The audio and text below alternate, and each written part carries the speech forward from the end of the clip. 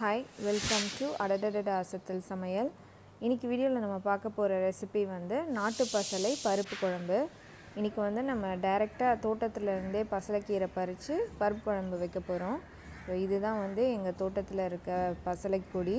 நாங்கள் வந்து ஒரு சின்ன பிளாஸ்டிக் ட்ரம்மில் தான் வச்சுருக்கோம். பார்த்திங்கன்னா எவ்வளோ பெருசாக கொடியாக படர்ந்துருக்கு பாருங்கள். இது வளர்க்குறதும் வந்து ரொம்பவே ஈஸி. இது வந்து நிறைய நார் சத்து இருக்குது. அதுக்கப்புறம் வந்து இதில் நிறைய அயனும் இருக்குது. இது வந்து இரத்த சோகையை வந்து கட்டுப்படுத்தும். ஹீமோக்ளோபின் லெவலும் வந்து இதில் ரொம்ப ஜாஸ்தியாக இருக்குது. இதோட இலை பார்த்திங்கன்னா ரொம்ப ரஃப்பாக இருக்க மாதிரி இருக்கும், ஆனால் ஈஸியாக பொட்டுன்னு உடைஞ்சிரும். அந்த மாதிரி தன்மை கொண்டது இந்த இலை. அப்புறம் வந்து இது கொஞ்சம் கொலகலப்பு தன்மையாக இருக்க மாதிரியும் இருக்கும்.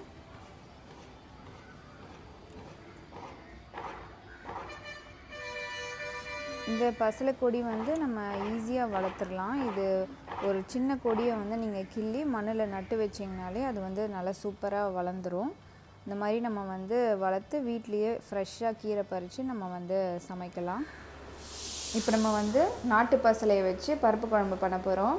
ஸோ இங்கே வந்து நம்ம தோட்டத்துலேருந்து பறித்த கீரை இருக்குது.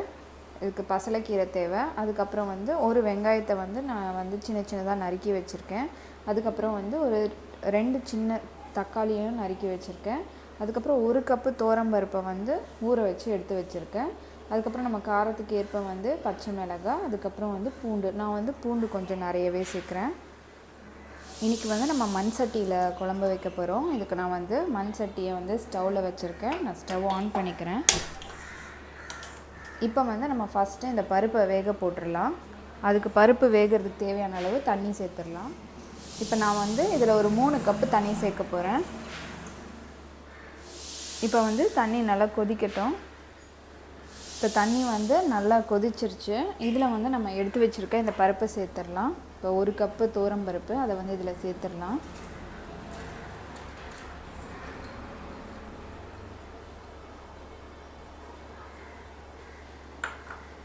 அதுக்கப்புறம் நம்ம தோலை உரித்து வச்சுருக்க பூண்டு,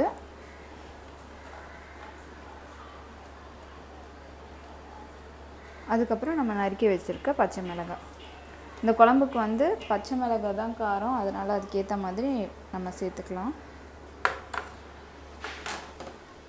இப்போ இதில் வந்து ஒரு 1/4 டேபிள் ஸ்பூன் வந்து மஞ்சத்தூள், ஒரு 1/2 ஸ்பூன் வந்து பெருங்காயத்தூள், ஒரு டேபிள் ஸ்பூன் வந்து நல்லெண்ணெய் சேர்த்துடலாம். நல்லெண்ணெய் சேர்க்கும்போது பருப்பு வந்து கொஞ்சம் சீக்கிரமாக வெந்துடும். இப்போ வந்து நம்ம ஒரு 15 நிமிஷம் இந்த பருப்பு வந்து நல்லா வேகட்டும். மூடி வச்சு வேக வச்சிடலாம். இப்போ வந்து பருப்பு நல்லா வெந்துருச்சு.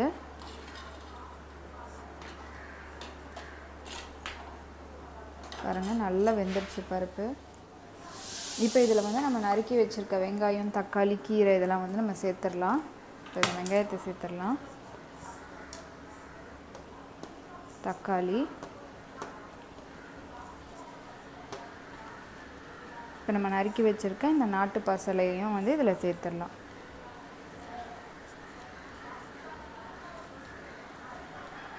இது வந்து வெந்ததும் கீரை வந்து நல்லா அமுங்கிரும், வத்திரும்.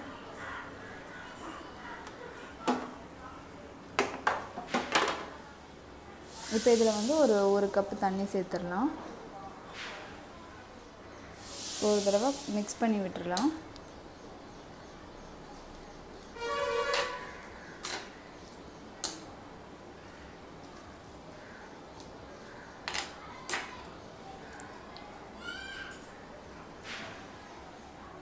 இப்போ இதில் தேவையான அளவு உப்பு சேர்த்துடலாம்.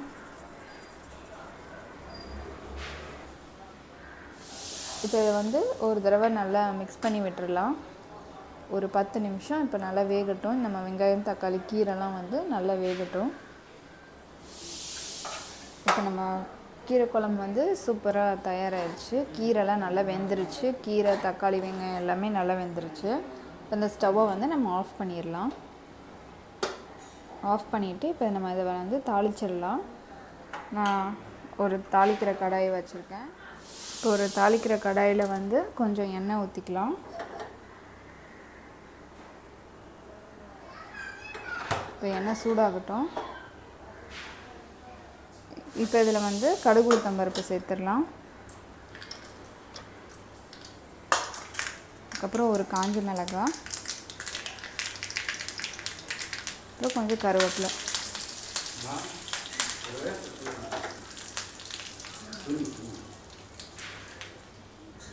இப்போ இதை வந்து நம்ம இந்த குழம்புல சேர்த்துடலாம்.